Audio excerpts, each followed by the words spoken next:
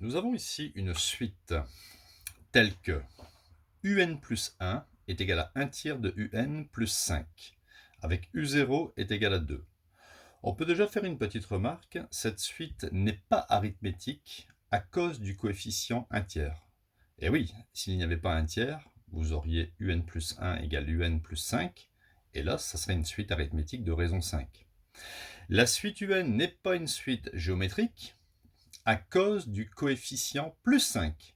S'il n'y avait pas le coefficient plus 5, vous auriez un plus 1 égale 1 tiers de un. On aurait donc affaire à une suite géométrique de raison q égale 1 tiers. Alors il faut montrer que cette suite est majorée par 15 demi. C'est-à-dire que tous les termes que vous allez calculer vont être inférieurs à 15 demi ou 7,5. Alors on ne va pas s'amuser à calculer U0, U1, U2, etc. jusqu'à l'infini, ça n'a aucun intérêt. Et puis même si vous calculez par exemple les 10 premiers termes, rien ne dit que le 20e ou le 50e terme ne dépasse pas 7,5. On va faire ici un raisonnement par récurrence, en 3 étapes.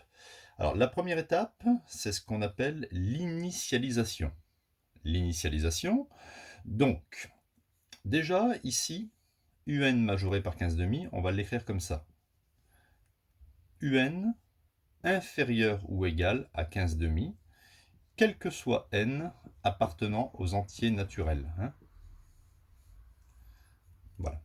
Démontrer que un est majoré par 15 demi, ça revient à montrer que tous les termes seront plus petits ou égal à 15 demi, quel que soit n appartenant à n. Allez, on y va pour la première étape d'initialisation. Le premier rang ici, le premier rang, c'est n égale 0. D'accord, c'est marqué ici, regardez, quel que soit n appartient aux entiers naturels. Donc, nous allons calculer U0. Alors, U0, on n'a pas ici finalement le calculer, puisque U0 est égal à 2. Et 2 est bien plus petit ou égal à 15 demi. Donc, on peut considérer que cette propriété est vraie pour le premier rang, n égale à 0. Deuxième étape, c'est l'hérédité. Alors, l'hérédité. L'hérédité, on va écrire ça comme ça. Je suppose qu'à partir d'un certain rang n, on est. Alors, je suppose qu'à partir d'un certain rang n, on est un inférieur ou égal à 15 demi. Ça sera notre hypothèse de récurrence. Et on va chercher à montrer, ça sera le but final, que un plus 1, au lieu de mettre n, on met n plus 1, est plus petit ou égal à 15 demi. Voilà. Donc dans les récurrences avec des inégalités, il s'agit d'une récurrence avec inégalité, pour arriver à ce but final, il faut toujours partir de l'hypothèse. On part de l'hypothèse pour arriver ici. Alors on y va. J'écris donc l'hypothèse. Donc voilà, l'hypothèse ici est écrite. Alors le un ici correspond en fait, vous voyez, au un qu'il y a ici. Donc à partir de cette inégalité, je vais multiplier par 1 tiers. Je vais obtenir 1 tiers de un est inférieur ou égal à 1 tiers multiplié par 15 demi.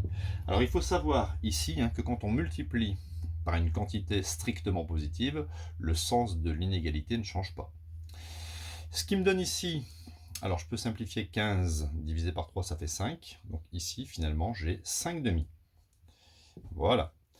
Maintenant, il ne me reste plus qu'à additionner plus 5. Donc j'additionne plus 5. Je vais obtenir 1 tiers de un plus 5 sera inférieur ou égal à 5 demi plus 5. J'ajoute un terme positif, je ne change pas non plus le sens de l'inégalité. Et regardez ici, 1 tiers de un plus 5, 1 tiers de un plus 5, c'est exactement ce que je cherchais, c'est un plus 1. Donc un plus 1 sera inférieur ou égal. 5 demi, ça fait 2,5. 2,5 plus 5, ça fait 7,5.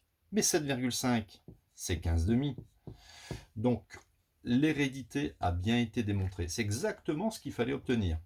À partir de l'hypothèse, vous avez trouvé que cette structure d'écriture est la même au rang n plus 1. Et voilà, on fait une petite conclusion. Toujours faire une petite conclusion. On écrit ça comme ça, la conclusion. Quel que soit n appartenant aux entiers naturels, c'est-à-dire qui débutent à 0, 1, 2, 3, etc., on a bien un est inférieur ou égal à 15 demi. Ce n'est plus une hypothèse, hein, c'est la réalité. Tous les termes seront majorés par 15 demi. Alors, dans la suite de cet exercice, on ne va pas le faire ici, mais on pourrait vous demander que la suite est croissante. Donc on pourrait faire aussi une récurrence en montrant que un plus 1 est plus grand que un. Et dans une troisième question, on va vous demander en déduire que la suite est convergente. Mais vous savez qu'une suite croissante majorée converge vers une certaine limite. Dans la première question, on a démontré que la suite est majorée. Ça veut dire la suite est majorée. Dans la deuxième question, on aura démontré que la suite est croissante. On peut donc en déduire que d'après la question 1 et la question 2, la suite sera convergente, car une suite croissante majorée converge vers une limite.